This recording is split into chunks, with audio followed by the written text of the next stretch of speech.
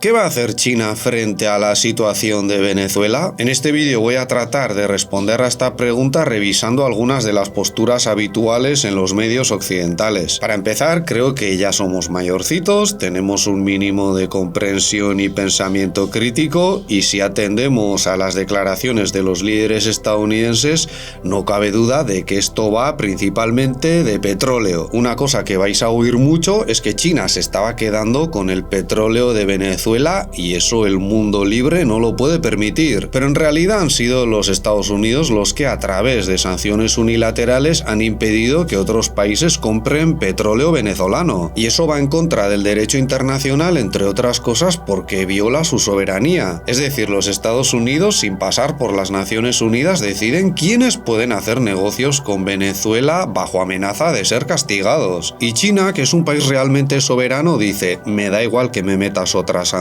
total, una más para la colección. Lo que planteas es ilegal y yo voy a hacer negocios con Venezuela. Si otros no se atreven o no quieren, pues ¿qué le vamos a hacer? Os dirán que no, que es que Venezuela es una dictadura y por eso están justificadas las sanciones, operaciones militares y lo que haga falta. Pero Arabia Saudí, por ejemplo, es una dictadura con enormes reservas de petróleo y con ellos no pasa nada, principalmente porque están más abiertos a los intereses de los Estados Unidos. Como expliqué en un vídeo reciente, el imperialismo hace que los países que resisten tengan que cerrar su sistema político e informativo a la influencia externa. En el caso de China, desde Occidente siempre nos invitan a pensar que el Partido Comunista de China es fruto de malignas intenciones opresoras, pero también se puede entender como el karma o el resultado indeseado que obtuvieron las potencias occidentales después de un siglo intentando colonizar al gigante asiático. Volviendo al tema de Venezuela, en ese contexto de sanciones unilaterales impuestas por los Estados Unidos, China llega a comprar la gran mayoría del petróleo venezolano, alrededor del 80% según algunas fuentes, y además pagando en yuanes, cosa que pone nerviosísimos a los Estados Unidos. Pero una vez más, ¿por qué no van a hacerlo si los dos están de acuerdo? Mientras ninguna de ambas partes recurra a la fuerza, como hacen constantemente los Estados Unidos,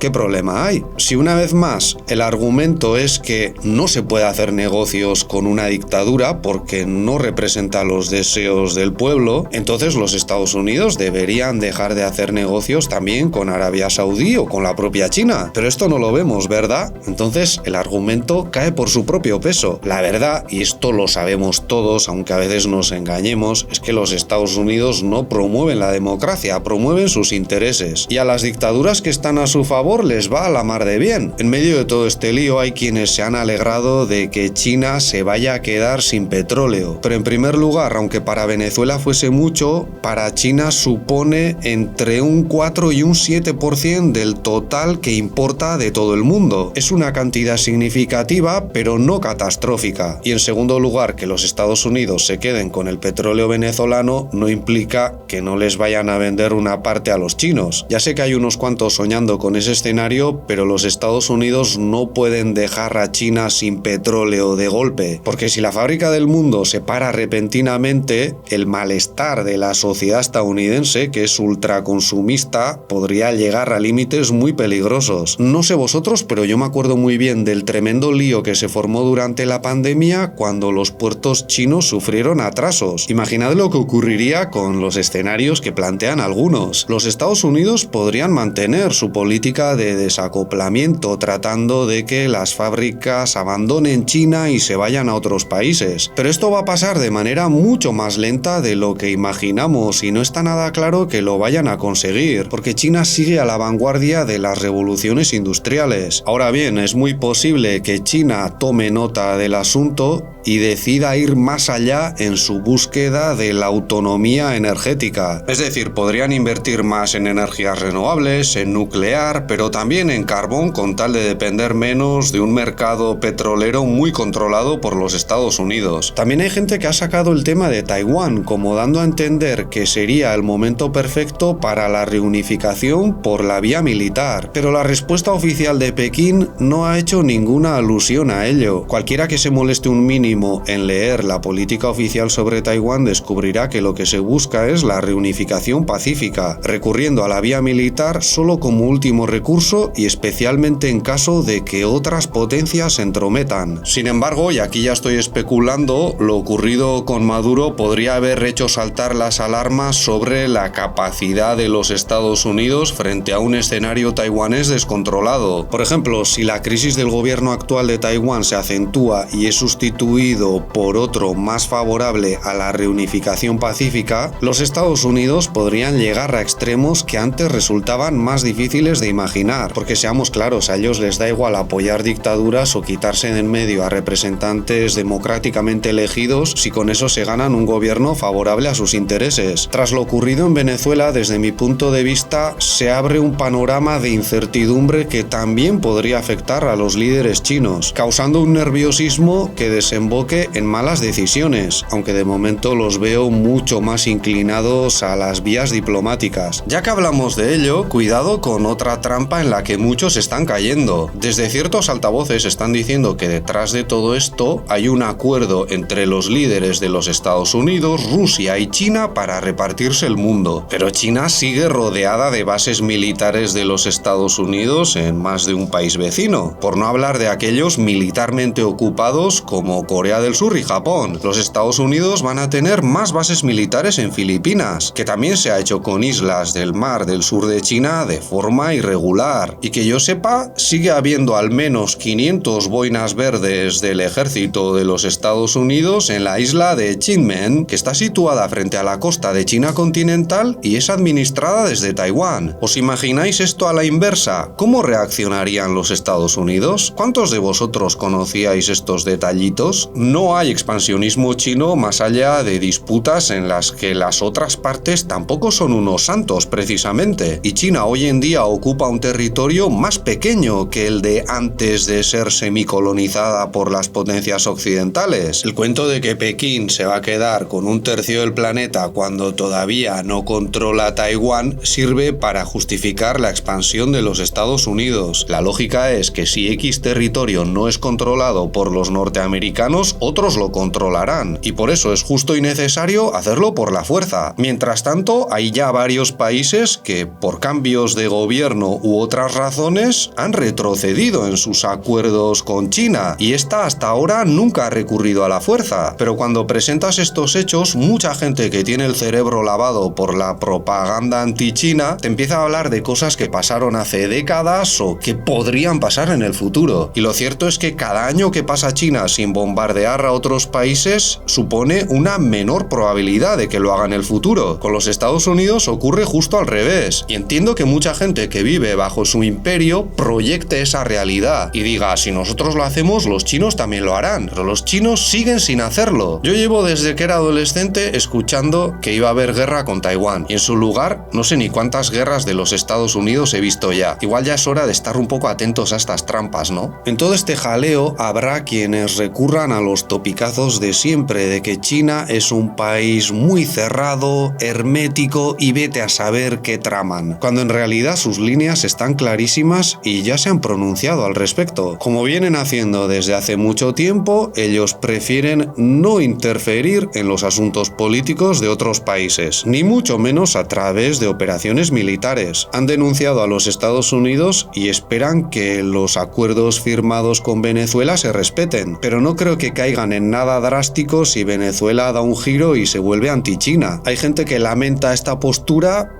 pero se olvidan de que durante la Guerra Fría China intentó cambiar el mundo apoyando a partidos y líderes políticos de otros países. ¿Y qué pasó? Que no dio los resultados esperados y decidieron seguir por otro camino. Desde entonces han preferido apoyarse en las normas internacionales, aunque ya vemos que eso es bastante complicado cuando uno de los jugadores se empeña en sacar la pistola cada vez que pierde. Si China respondiese por la vía militar en Venezuela, haría justo lo que los Estados Unidos esperan. Y estos nos dirían, ¿veis cómo son iguales o incluso peores que nosotros? No me digáis que no preferís al malo conocido en lugar de a esos chinos que vete a saber qué traman. Lo que tenéis que saber es que China no os va a salvar al estilo de Hollywood, no va a intervenir de esa manera y creo que así es mejor. Si realmente vivís en una democracia y la mayoría de la población está harta del país norteamericano, se supone que contáis con las vías para votar a partidos que promuevan reducir las relaciones con los Estados Unidos, salir de la OTAN o cerrar sus bases militares. Y si optáis por esa vía, pero os ponen todo tipo de obstáculos, a lo mejor es que no vivís en una democracia, sino en una imperiocracia de los Estados Unidos. Para este vídeo habíamos pensado ofreceros una panorámica de las noticias que han salido en China y de los comentarios que han dejado los internautas chinos, pero preferimos no echar más petróleo al fuego. Eso es todo por hoy. Si este vídeo os ha parecido interesante, podéis darle un me gusta, compartirlo, suscribiros o ayudarnos a través de Patreon, donde tenemos más contenido como las clases de mandarín de Lele y directos exclusivos.